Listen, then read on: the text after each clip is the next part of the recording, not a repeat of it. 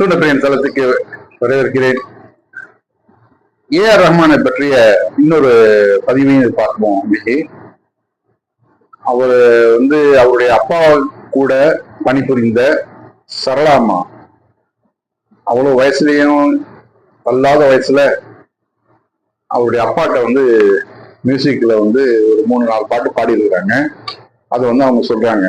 அதை சொல்லிட்டு இது மாதிரி நான் ரஹ்மானை பார்க்கணும்னு நான் ரொம்ப ஆவலா இருந்தேன், ரொம்ப நாள் வெயிட் பண்ணியிருந்தேன் அப்படின்னு சொல்லி அந்த ஆர்வத்துல அவங்க பார்க்க வராங்க.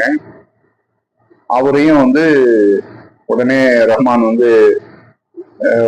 ஆவலோடு உங்களை பார்க்கறதுக்கு வந்திருக்கிறேன் அப்படின்னு சொன்னோடனையும் இங்கேருந்து வேகமா இவர் இறங்கி ஓடி போறாரு. ஏன்னா அவங்க வயசானவங்க, தள்ளாதவங்க, நடந்து அங்கேருந்து இவர் இடத்துக்கு வர முடியாதுங்கிறதுனால இவர் அங்கேருந்து ஓடி போறாரு. ஓடி போய் அந்த அம்மாவை கட்டி அணைச்சு அந்த பொழிகிறார்.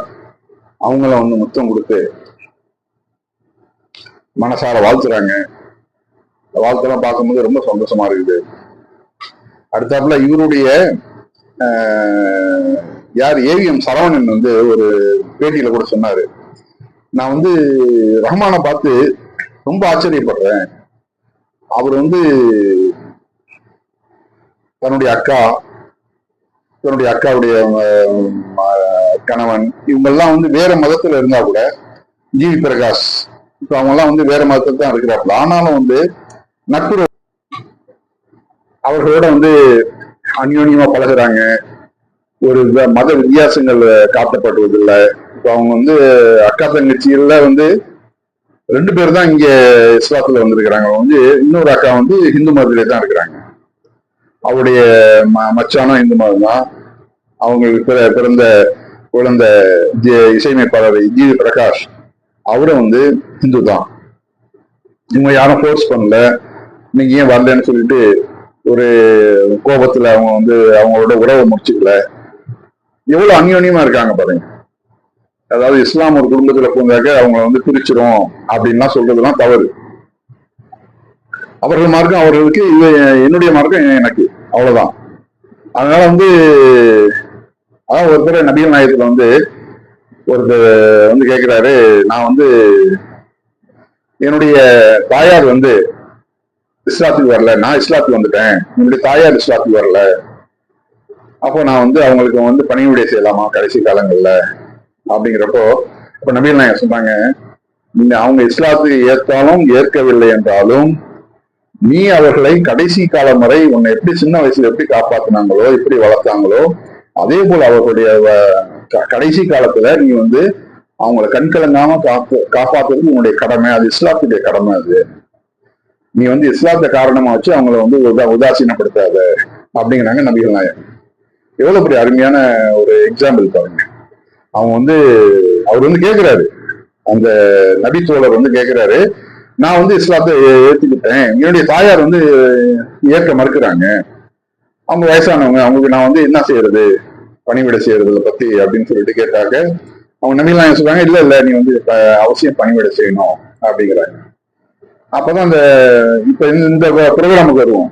இங்க இந்த சரளாமா அவரை எப்படி பேசுறாங்க, எந்த அளவு அன்பை பொழிகிறாங்கன்னு பார்த்தோம். நம்ம அவருடைய தந்தையார்கிட்ட 3 பாடல் 4 பாடல்கள் பாடியிருக்காங்க. அது இல்லாம நிறைய இஸ்லாமிய கீதங்கள்லாம் நிறைய பாடியிருக்கிறாங்க. அதை எடுத்து சொல்லி அவருடைய அந்த பழைய நினைவுகள் எல்லாம் பகிர்ந்துக்கிறாங்க. இவர் ஒரு ஆஸ்கார் நாயகன்கிறத மறந்து எந்த ஒரு படாடபமும் இல்லாம எவ்வளவு சிம்பிளா அந்த வயசானவங்களுக்கு எங்கேருந்து ஓடி போய் கட்டி பிடிச்சு அவங்களுக்கு அன்பை பொழிகிறான்னு நம்ம பார்க்கிறோம். இந்த எளிமை தான் அவர் மேல மேல உயர்த்துது. அந்த எளிமை அவர் பாடமா படிச்சுக்கணும். சில பேர் ஒரு சின்ன கொஞ்சம் பணம் வந்துட்டாலும், கொஞ்சம் புகழ் வந்துட்டாலும் தன்னை ஏறி வந்தவங்க எல்லாம் எட்டி உதைக்கிறதுலாம் பார்க்கிறோம் உலகத்துல. அது இயல்பா எல்லாருமே நடக்கிறது. ஆனா இவரை பொறுத்த வரைக்கும் எந்த அளவு உயரத்துக்கு போறாரோ அந்த அளவுக்கு அவர் தாழ்ந்து வர்றாரு. அதான் எஸ்பி பாலசுப்ரமணியம் கூட ஒரு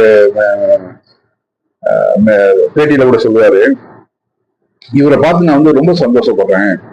என்ன இவர் அந்த ஜிங்கிள்ஸ் அந்த அட்வர்டைஸ்மெண்ட் படங்கள் பண்ணிட்டு இருக்கிறப்போ அப்போ அவரோட நான் சேர்ந்து பணியாற்றி இருக்கிறேன். அப்போ எப்படி அவரை நான் பார்த்தேனோ அதே போலதான் இன்னைக்கு நான் அவர் வந்து ஆஸ்கார் விருது வாங்கிட்டு வந்தது பிறகு நான் பாக்குறேன். அவர் என்கிட்ட பேசுறது, என்கிட்ட பழகிறது கொஞ்சம் கூட மாற்றம் கிடையாது. அந்த ஒரு திமிரு, அகம்பாவம், கர்வம் எதுவுமே இல்லாம மிக மிக சர்வ சாதாரணமா எதுவுமே ஒண்ணுமே தெரியாத ஆள் மாதிரி அந்த பெப்சி ப்ரோக்ராம்ல தான் அந்த மீட்டிங் நடக்கும். அப்பதான் சொல்லுவாரு, இவர் வந்து ஒரு ஓரமா எதுவுமே தெரியாத மாதிரி அவர்கள் வந்து பாடல்கள்லாம் பாடிட்டு இருக்கிறத கேட்டுட்டு இருக்காரு. அதுதான் சொல்லுவாரு, இவர் ஒண்ணுமே தெரியாத மாதிரி சைடில் நின்றுட்டு இருக்காரு பாருங்க, எப்படிப்பட்ட ஒரு ஜாம்பவான், எப்படி இருக்க வேண்டியவர், ஆனா இந்த எவ்வளவு எளிமையாகவும் எவ்வளவு தன்மையாகவும் நடந்துக்கிறாருங்கிறத நம்ம பாக்குறோம் அப்படின்னு எஸ்பி பாலசுப்ரமணியம் சொல்றதையும் நம்ம பாக்குறோம். இதெல்லாம் ஒரு எக்ஸாம்பிள். நமக்கு நம்ம வந்து ரஹ்மான் கத்துக்க வேண்டியதுல இது ரொம்ப ரொம்ப முக்கியம். எவ்வளவு புகழ் வந்தாலும் எவ்வளவு பணம் வந்தாலும் பழச மறக்க கூடாது. மற்றவர்களோட தன்மையா பழகிறது எல்லாமே அவர்கிட்ட நம்ம கத்துக்க வேண்டியது இருக்குது. அந்த காணொலியும் பாருங்க, போடுறேன், அந்த காணொலியும் பாருங்க. சரளாமா வந்து சொன்ன அந்த பேட்டியையும் அப்படி நான் போடுறேன், அந்த காணொலியும் பாருங்க. பேசிட்டு தான் போவேன் அப்படின்னு சொல்லி ஒருத்தவங்க வந்திருக்காங்க. சரளாமா, உங்களோட அப்பாவோட இசையில நிறைய சாங்ஸ் வந்து உங்க பாடியிருக்காங்க. She is a playback singer. So உங்களுக்கு இப்போ ஞாபகம் வந்திருக்கோம் அப்படின்னு நினைக்கிறேன். எப்படி இருக்கீங்க? எனக்கு ரகுமான பார்க்கணும் ரொம்ப நாள் ஆசை. ரகுமானுக்கு வார்த்தை சொல்லணும்னு தான் நான் வந்தேன். நடந்து வர்றது கூட அவ்வளவு சிரமம். அவ்வளவு சிரமத்திலயும் வந்து அவங்க வந்து ரஹ்மானை பார்க்கணும்னு அங்கிருந்து வந்திருக்கிறாங்க. அதுல அந்த பேச்சுல எவ்வளவு தடுமாற்றம் வந்து பாருங்க. வயசு நோக்கு, அதான் ரீசன்.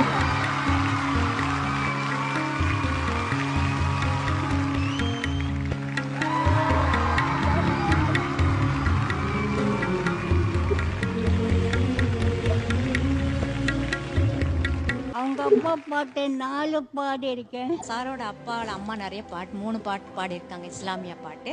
அதுல வந்து என்னம்மா ஃபேமஸ்? அருளானே அன்பானே அல்லாஹ்வே திறமா நல்வாழ்வு தருவாய் நீ. பாட்டு கேட்டுக்கிறேன். Beautiful song. ரொம்ப நன்றிமா. உங்களோட பிரேயர்ஸ்ல எங்க எல்லாரையுமே வச்சுக்கோங்க.